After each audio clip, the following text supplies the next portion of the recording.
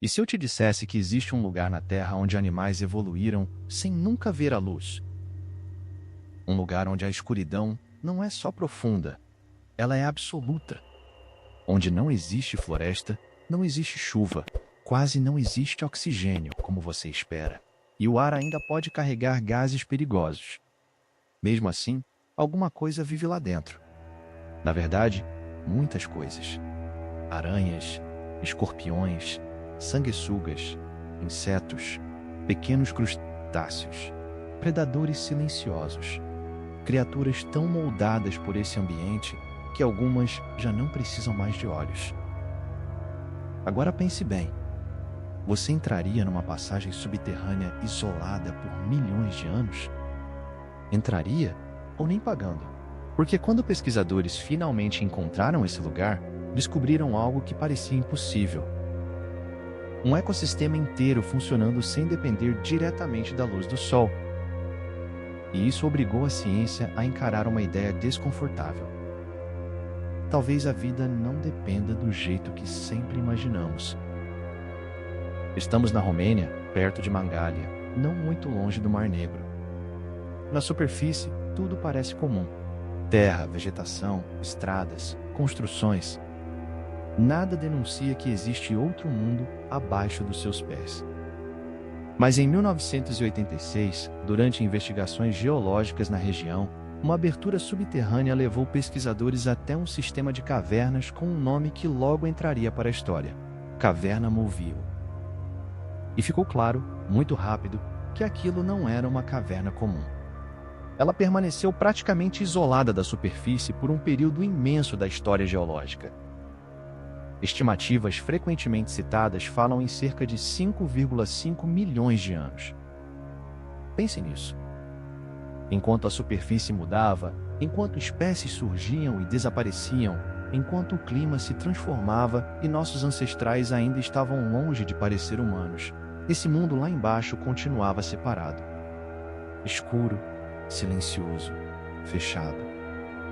Como se alguém tivesse trancado uma porta e deixado a vida presa do outro lado. Agora, imagine descer até lá pela primeira vez. Não existe entrada turística. Não existe escada iluminada. Não existe placa de boas-vindas. O acesso é estreito, difícil, controlado. A luz da superfície fica para trás. Mais fundo, até o ponto em que, se a lanterna apagar, você não vê absolutamente nada. Nada. Coloque a mão diante do rosto. Nada. Olhos abertos, olhos fechados. Praticamente a mesma coisa. E então vem a respiração, porque o ar não ajuda. Em partes da caverna há menos oxigênio do que estamos acostumados. Também há concentrações elevadas de dióxido de carbono. E em algumas regiões, gases como sulfeto de hidrogênio, associado ao cheiro de ovo podre, que em quantidade suficiente pode ser extremamente perigoso. Escuridão absoluta, passagens apertadas, pouco oxigênio, gases potencialmente tóxicos. Tudo isso parece um convite para o vazio, para o silêncio, para quase nada vivo. Só que aconteceu o contrário. Quando os pesquisadores iluminaram o chão, as paredes e a água, perceberam movimento. Primeiro, pequenos animais. Depois, outros. Aranhas, insetos, crustáceos, sanguessugas, pseudo-escorpiões, centípedes. E mais criaturas adaptadas à vida subterrânea. Até hoje, dezenas de espécies animais foram registradas no sistema, e muitas são endêmicas. Isso significa que, até onde sabemos, elas não vivem naturalmente em nenhum outro lugar do planeta. Só ali. Se desaparecerem daquela caverna, desaparecem da Terra. Não existe uma segunda população escondida em outro continente. Não existe reserva secreta. Aquele pequeno mundo subterrâneo é tudo que algumas delas têm. E olhando com atenção, você percebe algo ainda mais impressionante. Muitas dessas criaturas mudaram de verdade ao longo do tempo. Algumas perderam pigmentação, ficaram pálidas. Outras têm estruturas sensoriais muito mais desenvolvidas. E várias apresentam olhos reduzidos, ou simplesmente não têm olhos funcionais. Parece radical, mas a lógica da evolução é brutalmente simples. Para que gastar energia construindo algo que não ajuda? Se você vive onde nunca existe luz, olhos perdem grande parte da vantagem. Uma mutação que reduz a visão talvez não seja um problema, outra também não. Geração após geração, características úteis na superfície vão se tornando irrelevantes, enquanto outras passam a importar muito mais. Tato, vibração, química, umidade, movimento da água, moléculas no ambiente. É como se a evolução dissesse: você não consegue ver? Então aprenda a sentir o mundo de outra maneira. E isso vale ouro quando seu mundo inteiro é escuro. Mas aí surge a pergunta ainda maior, muito maior. Encontrar animais numa caverna é uma coisa. Existem animais cavernícolas em vários lugares. O verdadeiro enigma era outro. O que eles comem? Porque uma floresta funciona graças à luz. Plantas fazem fotossíntese, crescem. Herbívoros comem plantas. Predadores comem herbívoros. Decompositores reciclam a matéria. O Sol está na base de praticamente toda a cadeia. Só que em Moville não existe luz nenhuma. Então não existe fotossíntese convencional lá no fundo. Sem plantas produzindo alimento usando luz.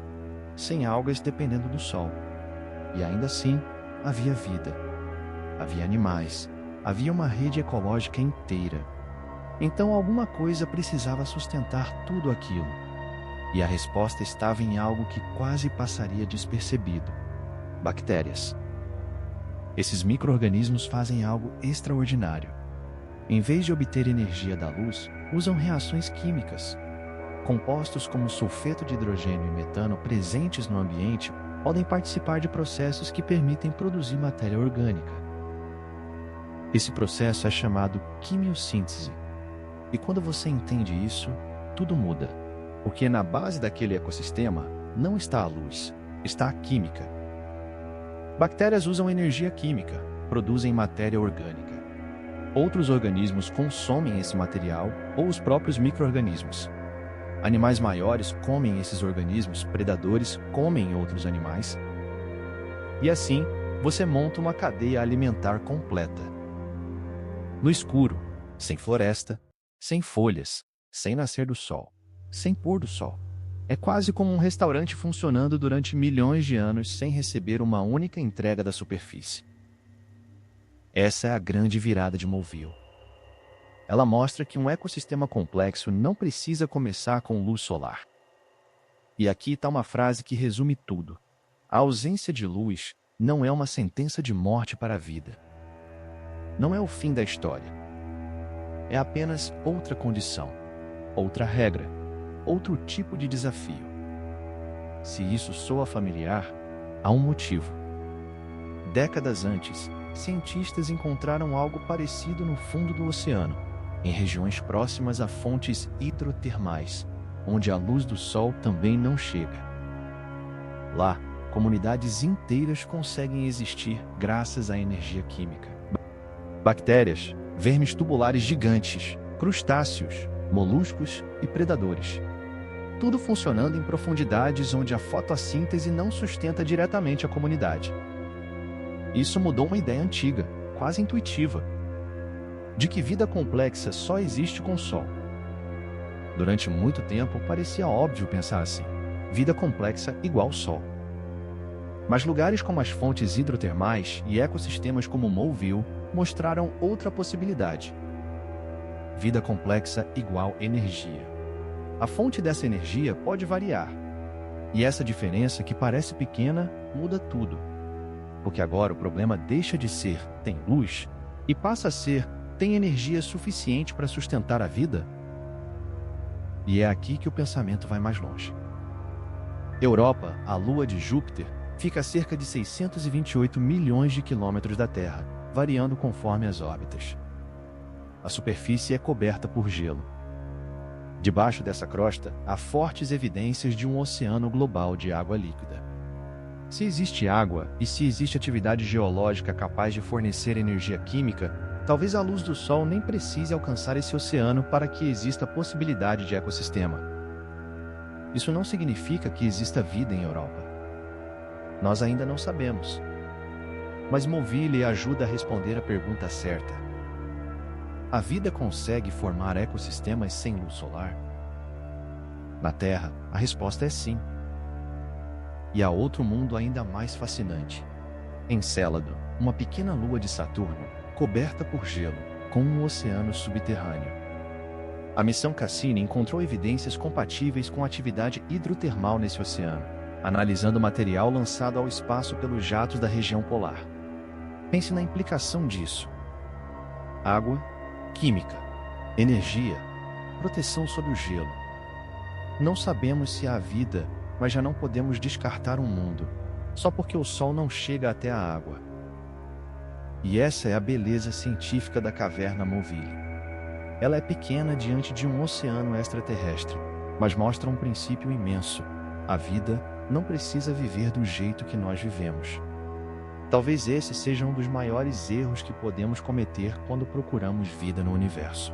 Procurar apenas outra terra, outra floresta, outro oceano aberto. Uma atmosfera parecida com a nossa. Um planeta azul orbitando uma estrela como o Sol. Sim, isso seria ótimo. Mas talvez existam organismos em lugares completamente diferentes. Debaixo de gelo, dentro de rochas, em oceanos escuros, usando energia química. Moville prova que um lugar que parece morto para nós pode estar cheio de vida. Só que existe uma diferença importante. Não estamos falando apenas de bactérias. O sistema inteiro tem diversidade. Tem predadores, tem presas, tem competição, tem reprodução, tem morte, tem fome. E tudo isso acontece em um ambiente de recursos limitados. Nessas condições, cada vantagem conta. Encontrar alimento primeiro importa. Gastar menos energia importa. Perceber uma presa antes do concorrente importa. Não desperdiçar recursos em estruturas pouco úteis pode significar sobreviver mais tempo. Assim, a evolução vai refinando os organismos. Mas especialização tem preço. Uma criatura perfeitamente adaptada a Moville pode ser péssima em qualquer outro lugar. Não é inferior. É especialista. E o seu trabalho é sobreviver naquele mundo específico. Agora precisamos conhecer melhor um dos predadores que habitam esse ecossistema. Cryptops speleorex, o rei da caverna. Um centípede pálido, adaptado à escuridão, considerado um dos principais predadores daquele sistema. Para nós, é só um pequeno animal. Para uma presa, é uma ameaça real. Imagine a cena, escuridão total. Você está procurando alimento, não vê nada. Então, algo vibra, algo se aproxima, devagar. Você tenta fugir, mas o predador também evoluiu naquele mundo. Ele não depende de visão. A escuridão não está do seu lado. E isso cria uma cadeia alimentar muito mais estranha do que a nossa imaginação costuma aceitar. O mais impressionante é que esse centípede só foi formalmente descrito em 2020. A caverna foi descoberta em 1986. E décadas depois ainda estávamos identificando novos integrantes daquele ecossistema. Pense no que isso significa. O que mais existe ali dentro que ainda não entendemos? Estudar Moville não é simples. O ambiente é delicado. Qualquer contaminação pode alterar o sistema. Um pesquisador leva micro-organismos na pele, na roupa, no equipamento, na respiração. Tudo isso pode interferir num lugar que ficou isolado por tanto tempo. Então explorar Moville também é tentar não destruir Moville. E existe algo quase paradoxo nisso. Quando encontramos um ambiente isolado na Terra, precisamos protegê-lo da nossa presença. Mas a mesma lógica vale quando pensamos em Marte, Europa ou Encélado. Se existe vida microscópica lá, e nós levamos bactérias terrestres junto, podemos criar um problema gigantesco. Talvez até encontrar vida alienígena. só para descobrir depois que ela veio da Terra grudada no equipamento. É por isso que missões espaciais falam em proteção planetária. E de novo, uma caverna na Romênia nos leva ao espaço. Mas ainda resta uma pergunta fundamental. Se essa caverna ficou isolada por milhões de anos, como os animais foram parar lá? Entraram todos ao mesmo tempo? Surgiram dentro dela?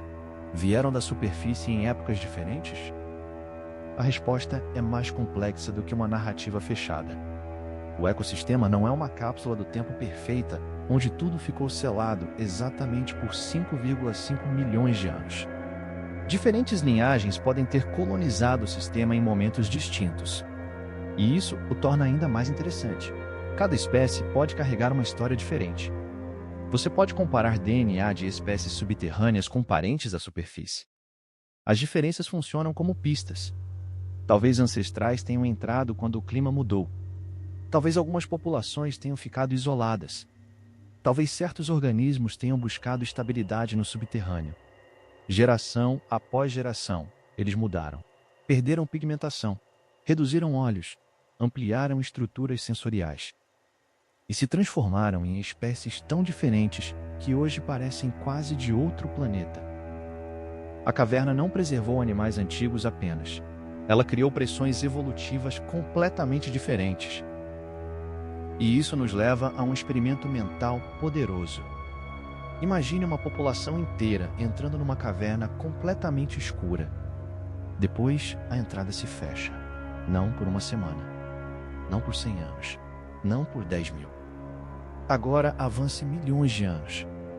Se houver alimento, água, energia, reprodução e estabilidade suficiente, a evolução começa a trabalhar, sem intenção, sem plano, sem objetivo. Mutações acontecem. Algumas são ruins, outras neutras, outras ajudam. O ambiente filtra. No escuro, ver deixa de ser prioridade. Sentir pode significar sobrevivência. Milhões de anos depois, o que sai da porta talvez nem pareça com quem entrou. Agora imagine isso aplicado aos seres humanos. Se uma população nossa ficasse presa ali por milhões de anos, mudaria? Perderíamos pigmentação? Nossos olhos diminuiriam? Desenvolveríamos outros sentidos? Não dá para prever uma forma final. Evolução não trabalha com destino.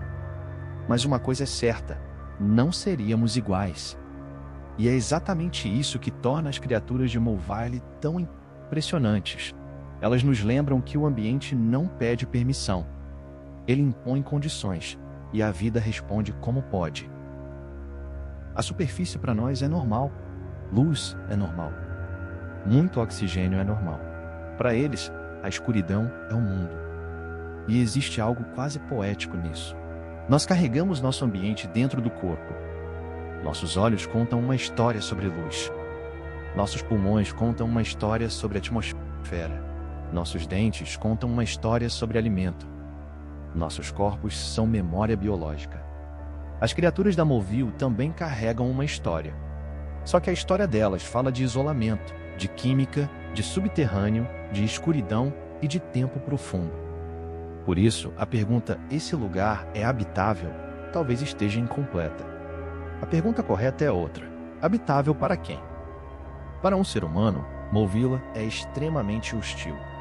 Para algumas criaturas, é literalmente o único lugar conhecido onde conseguem existir. E essa diferença muda tudo. Porque a natureza não precisa obedecer à nossa zona de conforto.